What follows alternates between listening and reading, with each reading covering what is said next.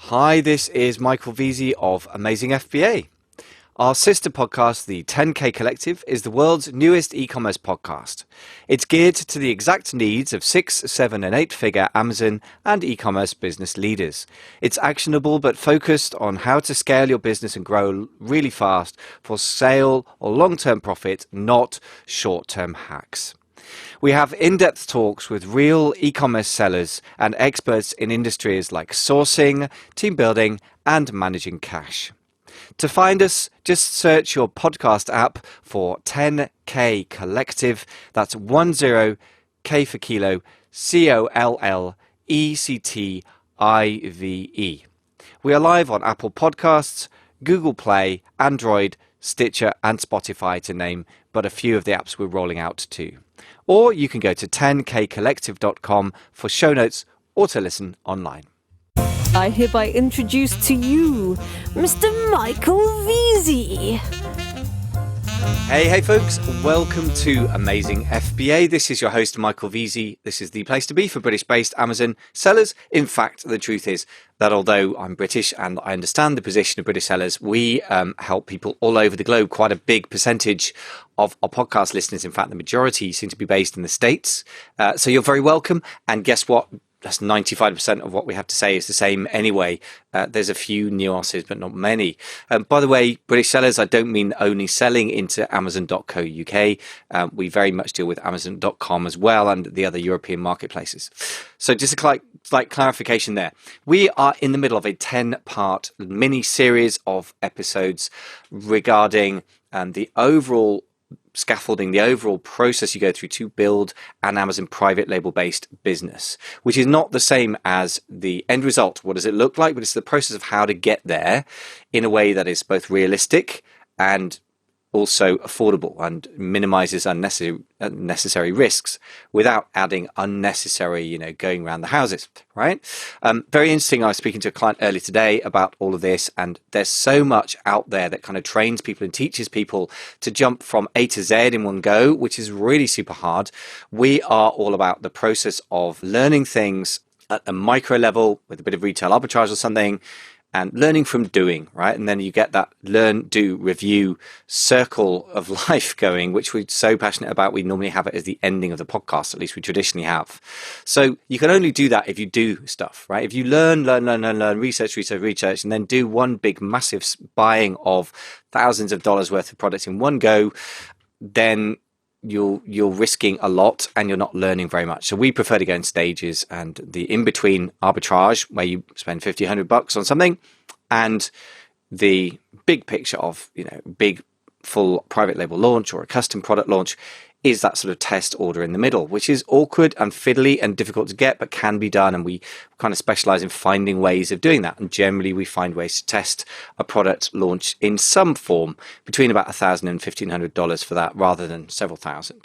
So that's more or less the approach. And that's just to recap on the steps. Today is step 6. We're talking about sourcing and getting in conversation with suppliers and getting the physical products made for you. Just to quickly recap, step 1, be careful who you model things on. Just because somebody in 2014 managed to make $100,000 in a month with one product doesn't mean that you'll do the same in 2019, or that that's a good business model. I think you need to synthesize multiple businesses and what works and what doesn't work across the board into a business model. That's my philosophy anyway. You're welcome to listen to that and decide for yourself if that's for you or not. But that's what we have to offer. So I've never made millions on Amazon, but I have done selling myself, of course, quite substantial turnover over the years, but also I've synthesized things from podcast guests, from being a member of very exclusive private masterminds in London, England, and lots of British and some American, some European sellers, and then of course the masterminds that I run myself. So between those things, that's what we are basing things on. The second step that we talked about already is from the guide. By the way, I should tell you where to get the guide. I'll tell you in a second. The second step is arbitrage and learning from doing that, not as a business model, because I'm not a fan of that. It's not very scalable.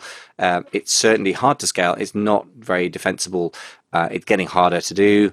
You can't create a sellable asset in most cases, etc. Right? So it's not retail arbitrage as a business model. It's a quick way to learn a lot of skills And most people don't have the humility or I don't know, they're not taught to do it. But if you actually just do, if you want to make, $1 million a year in 3 years' time or something, and a couple of our mastermind members have gone from scratch to $1 million a year revenue.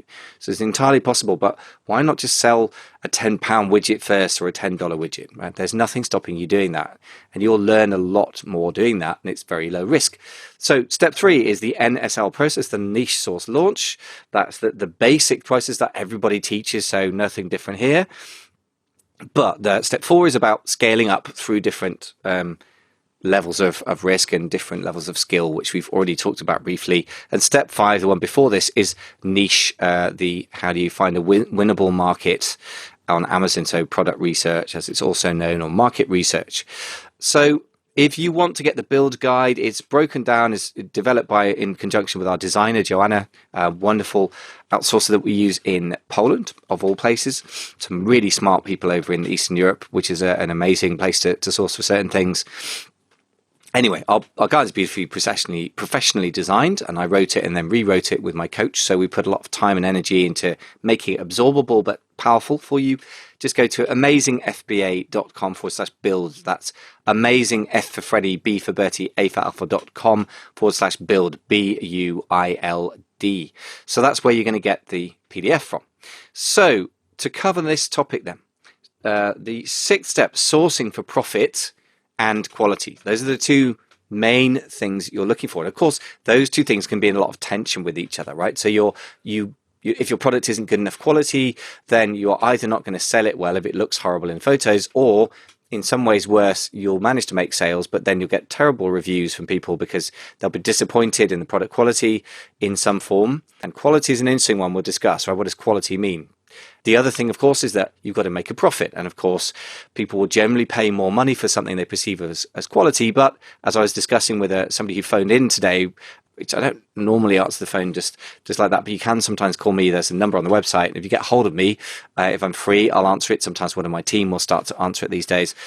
We were discussing exactly that problem, because the other thing is, if you've got a great quality product, you normally have to pay more money for it. That's fine. But then the question is, can you get that price in the marketplace and still sell at a reasonable selling volume and sell at a profit, right? So this is always the tension that you can never fully magic that problem away, but you can work with it in an intelligent way. So the first critical prelude to sourcing is define what you're looking for first. Okay, I was speaking with Ash Monga recently of IMEX Sourcing, who's Ash's originally, Ashish, to give him his full name, is from India originally, but studied business in the UK for a few years before then heading off to China, where he'd never been before, because he knew that's where he'd done some Amazon selling, and that's where the sourcing was happening, and that was where the game was being played. So he headed off and from scratch to set up a sourcing agency, which he's been running for, I believe, 9 years now. So an amazingly entrepreneurial guy, very meticulous about product quality. I mean, quality written all over everything he does. And he said to me, interviewed him recently on the 10K Collective podcast, which you can check out by, if you're in a podcast app, just put in 10K and Collective, COLLECTIVE, or you can go to the blog for that, 10kcollective.com. And the reason I mention this, because I said to Ash, what's the number one mistake that people make when they're sourcing? And he said, it's just because they don't really define exactly what they're looking for. Basically, what people often will do, and kind of worked back in the day, is they'll go to Amazon, do some product research there, and then they'll take the keywords from Amazon, pop them in Alibaba.com, and then start conversations with suppliers about how much things cost and what the minimum order quantity is, the famous MOQ, right? How many units you can buy, the lowest number of units you can buy, really, before the supplier says, no, not going to work with you. The trouble with this approach is, well, multiple things. And I think it all starts by being too general, because if you're general, not particular, or you're not going to get differentiation. You're not going to be different. Your product rather won't be different from your competition. And that means that the only way people can compare you is either it looks worse, or in which case you're not going to get many sales, or it looks about the same as everyone else, but it's a bit cheaper, which destroys the profit margin. We were talking about that a second ago, right? And if it doesn't delight your customers, or at least really solve their problems better than any other product out there, or at least as well as, and slightly better value in some other way, then there's no particular reason why people are going to give you great reviews, especially on Amazon, where they're spoilt for choice with lots of different products, many of which look very similar because they are basically knockoffs of each other, either from exactly the same factory in China or from the same city. Just bear in mind the way China is structured. It's a one-party state. It's a sort of state-dominated capitalism rather than the traditional way it's grown in the West. You have it's command economy to some degree, so that means that centralized decision making gets implemented. So there are entire cities devoted to just one product type. There's a place called Toilet City, which I've never been to, but I hear that they make great toilets and also wash basins and a few things like that. And there are, I believe, a couple of million people in Toilet City, and that's basically what the city lives on, and that's what all the factories do. So bearing that in mind, it's not surprising that you end up with extreme amounts of conformity and similarity between different products that you can get if you're not careful and if you're not mindful. So the solution to this is, before you even go near the sourcing process, you need to actually revisit, which comes back to what we were talking about. You need to revisit the niche research. It comes back to what we were talking about in the previous step, which means that you need to clarify exactly who you're trying to serve and exactly what problem they have or passion they have. The person and the pain, as I call it, the PAP, or the person and the problem, and can be a person and a passion. If somebody loves golf, then maybe you're designing golf clubs for them. But normally you're solving a problem, even if that's some passion that people have. People love golf, great, but they've got to carry their golf bag around all day and it's giving them a bad back. What's the solution? Maybe it's a golf bag with some wheels on, or whatever it may be. It's not a very good product for me to touch on as an analogy because I don't play golf, which is another thing, which is you really, really should be targeting users. At least you know some people who are passionate or very, intensive, if you like, professional users or professional shoppers, as Jim Cockram calls it, of a product. So if you don't know them and if you're not in that market yourself, it's going to be much harder for you to develop a good product. And then, of course, the numbers need to stack up. So we talked about that with the fifth step, the product research. But this is when it becomes really critical, because you can't really develop a wonderful product unless you work in collaboration with your target market. And the easiest way is to be a member of your target market, but you should also talk to other people. And you need to just basically do some very simple things like just, ask them what their problems are, and then go and look at the alternatives that they could buy and buy some of them, use them yourself, give them to people to use and get some feedback without revealing too much. I've got a couple of mentoring clients who are doing a great job of creating a sort of custom products in response to what they perceive as a gap between, demand and supply. One of them in the health space, for example, that has got people who've got a particular physical kind of problem and they need a physical kind of solution. And he's looked at all the alternatives and they look both overpriced, which is great from the profit margin point of view, and also not highly effective. And he's been in conversation with individual people and asking their opinions about this. And the next thing he's going to do is send them some of the samples of his own products and get some feedback from them as part of his sort of iteration or development of the product. So by the time you've done that, you are really getting quite particular about the product. So now there's a middle ground between, on the one hand, the extreme of very general, just getting a keyword, so it's keyword driven, basically, and using Alibaba.com as a keyword driven marketplace, just like Amazon is. The trouble there is that a lot of Alibaba.com, you're going to have a lot of the same people looking, so you end up with a very similar looking set of products on Amazon. Or so you can have both problems here. You will end up with overpriced products because it's kind of bit closer to retail prices there, because they're selling to people who don't know much about what they're doing, because that's not how you would, not a professional user of a factory isn't really going to go straight to Alibaba and just grab stuff off the shelf normally, right? That's kind of amateur behavior. So you get kind of amateur pricing, right? So the opposite extreme is exactly how the design is made. You start a design from scratch with a CAD design or computer-aided design, and you absolutely start everything from scratch. Now, that isn't as scary as it sounds. I've got a client working with a CAD designer, and I believe for a couple of £1,000, he's going to get some very detailed CAD designs, and even, this is on a different product, and he's a fairly new to the Amazon market thing. So you don't have to be an expert to start doing sourcing professionally designed from scratch products. But and by the way, Ryan Shaffett of XQ Manufacturing is probably the expert I would go to for that. He's a very useful contact. But you don't even have to go to that extreme. You can, however, in middle ground, at least be very, very specific before you even go shopping. Clarify within your own mind, and preferably with a coach or a mastermind, get some feedback, and definitely from your target market. Clarify what the product needs to do, that the other products don't, what it needs to do that everything else does as well. So it's got to, like the sort of meat and potatoes. If you've got a phone case, it's got to fit on an iPhone that it's designed for. Right? I've just ordered one, which is due to be delivered this afternoon. It needs to be a protective case, so I want something that protects it if you drop it on the corners. It also needs to protect the screen. What does it not do? It shouldn't cost more than X amount. So I ordered one £15. There was something else for £40, about $60, which I thought was overpriced for what I needed. It needs to do things that other things don't do. So this one looked like it was a really amazing screen protection level, but you could still type through the screen and it would still do facial recognition and all that stuff, for example, right? So, by the way, a great way to see how you need to deal with your own consumers of your product is to observe your own behavior as a shopper and see what things you want and how you decide things. Your job as the entrepreneur that's going to serve somebody is to observe that behavior, reverse engineer by talking to them what they need, and then go and get that product made or find that product. But you need to be very granular about it. So you need to be very specific about what the product needs to do. You don't necessarily, though, have to be an expert in the actual physical design and the materials in whatever else, because even plastic comes in, hundreds of different varieties of types of plastic. Never mind the different techniques for manufacturing, injection molding and what have you. The different things like that. That is when you need somebody with a design head involved if you're going to go custom manufacturing. But even if you're not, you need to be very, very clear about what the product needs to do and what it doesn't need to do. But sometimes you can remove features from a product. For example, if you've got an iPhone case and it doesn't need to be protective against drops from on the front or something, I don't know, it's maybe not a good example. If you want an iPhone case that looks elegant and shows off the color of the iPhone case, it can probably be clear. It doesn't need to be that thick. It probably doesn't need to be that strong. Whereas, so if you're competing against other people, it's not a very great example, but it's clear in my mind as a consumer.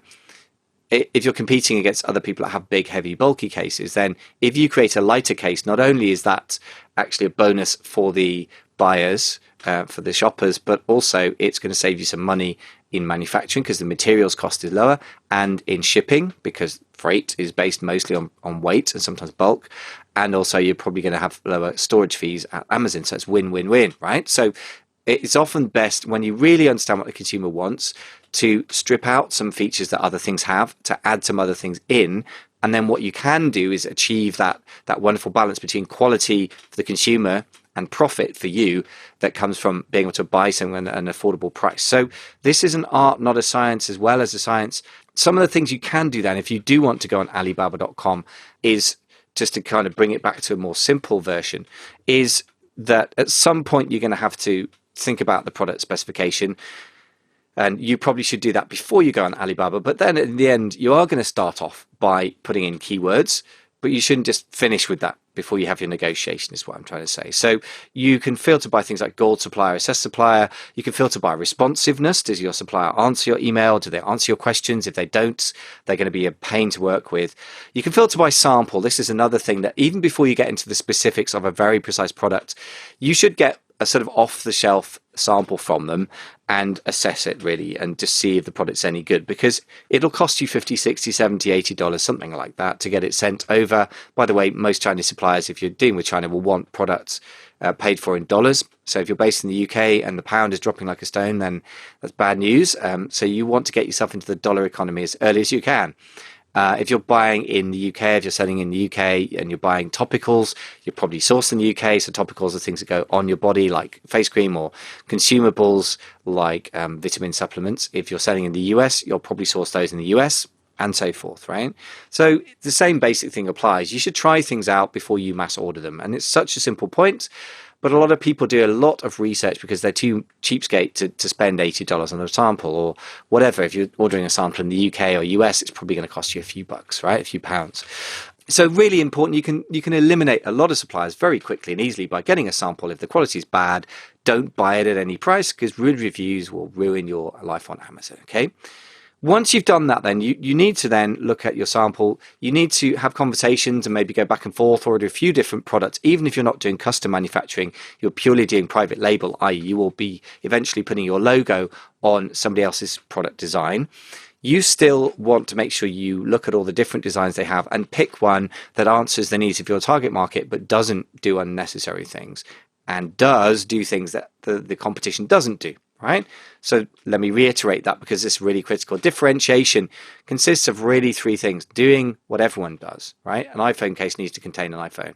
If it doesn't do that, it doesn't work, right? But everyone's doing that. So in order to differentiate from your competition, you need to decide what things you're not going to bother doing that the competition does. So you're going to offer different virtues and different sort of payoffs from that as well. And again, the third thing, most important, what does your product do that nobody else does, or does better than everyone else, right? And in my case, for example, I've got an iPhone case. I bought like 10 of them over the course of having different iPhones. And this one is the latest iteration. And the reason I'm buying this is because I really, really want it to be robust. So if it's a bit heavy and a bit ugly, then I don't really care about that. So I'm prepared to sacrifice beauty and I'm prepared to sacrifice weight. But what I want it to do better than everyone else out there is, for the price of £15 as opposed to the next price bracket up, which was £40, I want it to be the best in that sort of price class at protecting my phone, right? So that's a very, very specific need for a particular user, very particular type of phone model as well. And those guys got my business. And by the way, those guys, I've never heard of them before in my life for the brand. And they got 5 reviews in the UK Amazon, but it is 5-star average, right? And even though I know all about review manipulation, I still, as a consumer, instinctively like that clean 5 straight stars average, no question mark, no is this rubbish. So far, on the very slim evidence of 5 reviews, I'm prepared to go, yeah, £15, I'll take that bet and buy it, right? So it's very specific why I'm buying, and you really need to be as specific yourself. So once you've done all that, you basically found responsive suppliers, you've filtered out people who don't answer emails or don't answer questions, you've filtered out via quality samples, you decided on the exact model they have or co-developed with them a potential model. That's when you start running the numbers. You need to go over your supply chain, your entire supply chain, meaning manufacturing, freight, import duties, any inspection that you need to get done in China, any inspection you need to get done in the US if you're importing from China, right? And then know those numbers and keep refining those numbers over the course of conversations and iterations of the product design until you know that you can see the way ahead, that at scale meaning when you've ordered a decent number of them, you will be profitable, or at least it should be. One little caveat here, one big caveat, I should say, is that sneaky top line number, which is, i.e. the income side, what you can sell something for. There is no point in setting your economics of your product up, unit economics, if you will, such that it only works if you can price higher than everybody else in the marketplace. Yes, that's possible, but it's a hard thing to achieve, and it really is going to be something you can't achieve when you first start out, and you haven't got any reviews or very few reviews, and it's a risky proposition. If you flip that on its head, I mean, it may sound like a bit of a pessimistic thing to say, don't price more than competition, but if you flip it on its head, if you can make your product profitable, at, say, everyone else is selling a product for £20, like robust iPhone cases, or £25, and you can sell yours for £15 and still make a profit, then guess what? You are in a fantastic position, because if you can sell it for £20, you make a lot more profit. But even if you can sell it for only £12, you're probably breaking even. So you're reducing the risk of losing money and you're maximizing the upside potential. So always be very conservative when you are pricing up your profit and loss on the product side. Be very conservative with the price that you expect it to sell it for, and be very aggressive at pushing down the buying price, with the huge caveat that you still want the quality. And that's a very difficult game in China, because you generally get reduced quality if you reduce the price, right? So the way out of that, squaring that circle, is to be very clear about what things you do for your consumer. And if you add features, it's normally going to cost you money, or add quality, like better quality plastic, stronger, thicker metal, whatever it is, right? But if you get rid of certain features, that will save you money. And if you target the right consumer and you know exactly what they want and what they don't care about, that's how you square that circle. And by the way, this is called profitable variation. It's a very big picture business strategy from the incredible Richard Koch. That's Koch. Richard Koch, British entrepreneur, and proud to say are worth somewhere north of several £100 million or dollars, whichever way you look at it. He's a fractional billionaire and a super smart guy. He's written a load of books. books. And guess what? He wrote those books after he got incredibly rich. So that's very unusual. And this is one of his key concepts called profitable variation. So check out Richard Koch. His greatest book is The Star Principle, I think, which includes the concept of profitable variation, but it sort of permeates several of his other books. Another book by him called Simplify. Just a genius business thinker who's actually made a lot of money by following his ideas and then made a little bit of extra cash from publishing books, not the other way around. So this is a very powerful, simple idea. And the simple example I'm giving you, I can't actually show it because I haven't delivered it yet, is if you're watching the video, if you're watching on, if you're listening, then you'll never be able to see it, my friends. You can always check out the YouTube channel. Just go to Amazing FBA and just put that into YouTube. We have pretty much most of the podcasts are up there on the YouTube channel as well. So guess what? This product, they've done exactly the right thing. They've got an ugly, heavy product, but which is the most protecting thing on Amazon. And within its price category of, say, the £10 to £20 range, it's the most protecting iPhone out there. At least, iPhone case, I should say. At least, I hope it is. And if they've lied about it, they're stupid, because I'm going to give them their first 1-star review. So in the end, you can't get away from the fact that your product promises, your marketing promises, should I say, have to align with your product's delivery on those promises. So it's a sweaty, difficult game. Sweaty is a rude way of putting it, but it's a difficult game to play. But that's where you have to work, because I think a lot of people focus too much on the marketing and hope that they're going to market their way out of problem. It's what Jim Cockrum of Proven Amazon Products and all that stuff, or Proven Amazon Course, he calls lipstick on a pig marketing. And guess what? That's a dumb idea, because you're only going to get incredibly ugly reviews and your product's conversion rate will tank and all the economics break down at that point. So in conclusion, a couple of other things that you need to add in. One is quality control. You must define exactly what you expect from the product. Again, this comes down to clarity, and it will, develop along with your supplier and or somebody, if there's somebody organizing the process for you, a trusted friend over in China, but who is not actually running a factory, such as Ash Monger of IMEX Sourcing or Ryan Shaffett of XQ Manufacturing. Ryan's probably the expert on custom-made products. Ash is just obsessed with quality control, just superb the way he's organized that. So those are two great guys with slightly different slants. I would contact them both if I were in your position and you're about to source products. So you got to define exactly what you want, and as part of the purchase order, and then you're going to give it to an inspector at the end of that manufacturing process, so they can do a pre-shipment inspection. And there's a lot of detail you can go into here, but broadly speaking, give your manufacturer a heads up of what you expect exactly at the beginning of, or before you even place an order. At the point of placing an order, I should say, I guess, and then tell them that you're going to get somebody to inspect, and then make sure the inspector is consistent with the way they inspect is the stuff you asked for up front. If you ask for a lot of quality up front, the manufacturer is generally going to ask for more money. That's okay, but just know that. You can try and negotiate back down, but you need to be cautious about not dropping the price like crazy, because they will ruin the quality somewhere. And then you need to, the fact that you're asking an inspector to go in and they know that means that you're likely to just get better quality even without the inspection. It's the knowledge that they have the inspection coming that will make it better. And the main thing is with placing your order that you are very, very detailed in exactly what you expect, exactly how the payment's going to work. And the other little thing to say, if you're a first time out, you may not know this. If you've been around, you'll know this is standard. The normal stuff for a private label size order is a 30-70 split. So you put 30% of the money down as a deposit, and that's normally what the suppliers use to buy their raw materials and things, depending how big they are and how hand-to-mouth their economics are. And then you will pay them 70% on condition that it passes. So the 70% balance, the remaining money, on condition that the product passes the quality control inspection in China. Now, there's no point in being pretentious about this. For a £500 order or $700-800 order, they probably won't agree to that, and that's fair enough, right? Why should they bother? But if it's a substantial size order, so say over, I don't know, $1,500 roughly, you can ask for a smaller order, but don't be surprised if they say no. Then it's important to have a split of between the deposit and the balance being conditional upon the inspection being passed, because that gives you big leverage, I suppose you'd call it, over the suppliers. It gives you something they want and they don't get until they delivered what you want, which is the correct number of products at the correct quality as specified.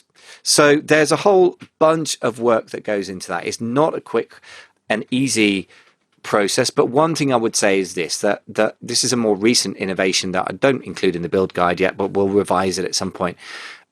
It's been very interesting to me to see how a couple of the guys I've got who are starting out from scratch have worked with Ryan Chaffett, who I've mentioned of XQ Manufacturing, and Ash is another person that I'll be sending them to co-create the design and really have somebody who gets you and the Western mentality and the marketer's mentality, who's not somebody like you and me who's not an expert in manufacturing, and I'm absolutely not an expert in manufacturing, and I've never claimed to be, but it's fantastic to have a sort of middleman or middle person who can help you with that process and be a trusted pair of eyes and ears to guide that process in China, where if you go direct to a factory or work with a Chinese agent, generally speaking, it's going to be very hard to know what you're going to get, and it's a very much more difficult communication process and much more time consuming. So if you ask me now, and this is always developing over every few months, I get real new insights into new ways of doing things. My current advice would really be very strongly go and talk to those guys about your potential product, because if they can help you speed up the process and give you and take hours and hours of back and forth on email off your plate, that is really worth paying them their percentage for. And yes, of course, you're going to have to pay them a bit more than you'd pay a supplier directly, and the economics of your product may or may not allow for that. But really, if you have to spend 500 hours of your time and 3 months going back and forth with Chinese suppliers and Alibaba.com and end up not even selling that product because you can't make the economics work or the quality is horrible, versus paying somebody an extra 5% or 10% of the products, and if you can make the economics work, selling that product to happy customers, for me, it's a no-brainer. I think it's at the very least worth exploring. The other thing I'd say is this: if your profit margins are so thin that you can't use a sourcing agent who's going to, add 10% to your sourcing costs, you probably shouldn't be selling that product anyway. Let me give you an example of product pricing. I mean, if you're selling something for $20, you probably should be trying to land it in the US for about $5, right? But if you go to IMEX Sourcing or somebody like that, and they'll charge you about 10% of the product value, the manufacturing cost, to source it for you. So let's say that they can arrange to get this product made for about $3 plus whatever else, and then they add another 30 or 40 cents per unit on for their commission. If you can't make the economics work at $5.40 as opposed to $5, then your profit margins are insanely narrow and almost certainly going to disappear anyway once you have some real life problems taken into account, like rejects, refunds, anything else that happens. Maybe your advertising costs you a little bit more than you're hoping. So I would say in conclusion that using somebody else to do stuff for you who's an expert in a very technical area is normally, at the very least, nearly always worth exploring and normally worth doing, I would say.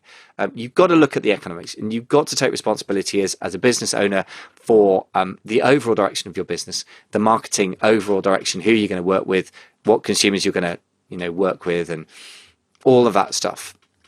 And you have to take responsibility for your product being safe and doing a good job and so forth in the end. But there's no reason, just because you're taking overall responsibility for the direction of your business and for the quality of your products, for the decisions you make and for everything else, that you shouldn't get help. The other thing to say is it's a really great time just before you spend a lot of money. If you're going to go do a big private label order from China, or even spend $1,000 or $2,000, it's a very good time to get some input from a coach who can give you a reality check. When it comes to the basics of sourcing, I can definitely do that for you. I'm not a technical marketer. I'm not a technical manufacturing person, rather. I'm more marketing focused, like a lot of entrepreneurs. But what I can do is give you some reality checks on the overall process, on your processes generally, your choices in particular, and the economics of your products. And by the way, if you don't have a clear process and you don't have clear ways of measuring the economics, which is true for a lot of people, then you really, really should get some input. There's plenty of free input available on the podcast, as this is part of it. But in the end, it could be very useful to hire somebody. If you want to do that, I have a lot of one-off I'm just going to check the URL for this, but we have a lot of one-off services that I can offer you to do a sort of 1 hour or 1.5 hour Zoom call where we can go through in detail and really double check before you spend thousands of dollars whether you should be doing that. So just to quickly let you know, if you want to check that out, you can go to amazingfba.com/1off. That's number one, and then F for Freddy. And you can see we've got 3 types of checks that we offer: an RIC market research sanity check, and then this one, what we call the GEM sourcing sanity check, where we'll basically go over what it's called GEM because it stands for GEM. It's the general review. We'll check your market research and make sure we check the process you've gone through. E for examine, we'll look at the details, and then M for make a recommendation. It's your business, your decision, but after we've reviewed the evidence of you, I can give you a clear and go or no-go recommendation, which I think a lot of people find very helpful. Quite a few people have taken us up on this. Generally, the cost is about $168 for an hour and a half, so that's whatever that is in pounds. It's about 139 pounds. So not nothing, but I think a lot cheaper than ordering several $1,000s worth of product only to discover that it's a nightmare and it soaks up months of your life that you won't get back as well. So up to you if you feel that's worthwhile. If you know me by now, if you've been listening to the podcast and reading the blog and you're on the verge of working with me to get some input, that's a very one-off, so low risk, very high impact, I think, way of getting input from somebody. In the end, whether you get input from me or somebody else, I really think before you order product is the great time, the best time, the most important time to get input from somebody who's been there before, because this is the point where you can make some really bad choices that have very big consequences to your finances, to your use of time over the next few months, and to your general happiness level, because there's nothing worse than having a dreadful product out there, losing your money and getting rude reviews. And that was pretty much my story with one of my 2 variations of my first ever product. Basically because the training I received didn't really deal with sourcing from China at all, which was just shocking to me. And I'm not going to name names, but I will never ever recommend them, even though I have affiliate deals and they charge a lot of money, so I could potentially make a lot of money with the podcast recommending them. They let me down. I never want to put anyone else in that position. So I work very hard to try and be honest with my clients and with everybody who listens to the podcast, positive but honest. I think that's what I try and be. So there you go. I promise I will give you a real reality check. There are other very good people out there as well, so you could work with one of them. But I just don't think it's worth going on your own with this stuff, because you're just going to be very painfully recreating the wheel. This has been done millions and hundreds of millions of times over before. This is a tried and tested sorts of processes. There is simply no upside to reinventing the way of sourcing from China, unless, of course, you live out there and are an expert, in which case, please do change it. There's a lot that needs improving.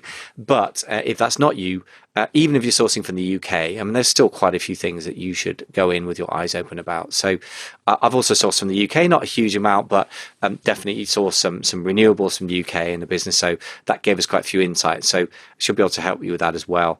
The other thing is, if I can't help you, I'll tell you. So if you book something in and, I maybe email you if it sounds doubtful about whether I can help you, but we'll have you fill out a bit of paperwork before you worked with us. So if based on the paperwork I can't help you, I'll simply give you a refund and say, look, I can't help you, and maybe recommend somebody who can. So just to drawing things to a conclusion in this whole area. Sorry, it's been quite a longish episode, but this is a big area. You can't simplify sourcing down beyond a certain degree. Define what you are looking for before you go sourcing. That's the critical thing. By all means, go to Alibaba then to find somebody, but refine what it is you actually need the product to do. Try and simplify what it is you're offering and what you're not offering consumers. So what are they willing to give up, right? And then quality control. Absolutely.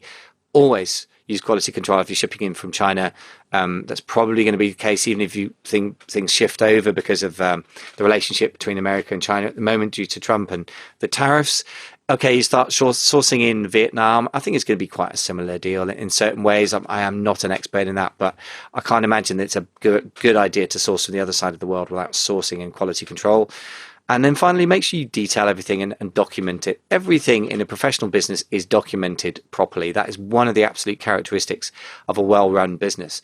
If, like me, you're not a natural at this, you just need to get over that. And again, working with other people can be a helpful way to, get that dealt with. And we have got the PLP course. If you're wanting to spend some money on a course, Go to amazingfba.com/PLP. At the exact time of recording, mid-August 2019, is not actually publicly available, but we will be making it available pretty soon. So by the time you hear this, it may well be available, but you can at least check it out. That's going to be a pretty low cost compared to a lot of courses out there. We try and make it as thorough as courses out there that cost literally 10 times as much, the $2,000 to $3,000 range. We try and sell the course for a hell of a lot less and make it very, very good value. So that may be a no-brainer for you. If you really have no clue about process and structure to do this thing, you probably should be checking that out. Anyway, that's probably long enough for anyone to listen to a podcast. If you're still here, thank you very much for your perseverance. Perseverance is necessary when you're sourcing, when you're setting up any kind of business, particularly in the phase if you're doing e-commerce selling of sourcing, but you don't have to suffer on your own and you don't have to reinvent the wheel. So I really advise you not to do that. Follow a decent course if you can, if you haven't already bought one, and get some input from other people who've done it first, whoever that may be. And you will move on much faster and with a lot less stress. Thanks so much for listening. Speak to you in the next podcast.